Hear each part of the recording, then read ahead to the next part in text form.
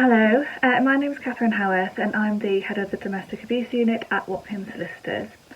I'm talking to you today about what International Women's Day means to me. And as the head of the Domestic Abuse Unit, I have quite a lot to say about it, and I'm very passionate about International Women's Day. So cast your minds back to 1908, which was the start of it all. In New York, there was a march that took place with a woman trying to get equal rights, and that took place on the 8th of March. A couple of years later, it became an official recognition that this was International Women's Day, and it was a day to recognise equality of women to men. And to me, International Women's Day is very much a celebration of how far we've come from 1908 to now.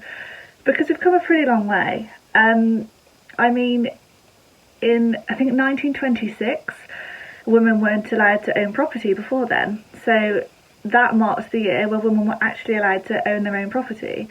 And rather more surprisingly, it wasn't until 1975 that we were actually allowed to open our own bank accounts without a male signatory to that account, being a husband or a father. That's mad. And then, to me, probably the biggest statistic is that it wasn't until 1991, 1992, where there was this case in 1991, that it was actually illegal to rape within marriage. That's like 32 years ago. So it was actually okay to rape your wife until 1992. Like, I just cannot fathom that, I cannot get my head around that. So when you think about the things that women have had to do to campaign to get these equal rights that men have already had and always had, it just is a real celebration of, oh my gosh guys, look what we've done, look what women have done, and look what women are continuing to do. We are far from equal. I mean, we're talking about equal pay in the 1970s with the Equal Pay Act, and now we're still talking about equal pay.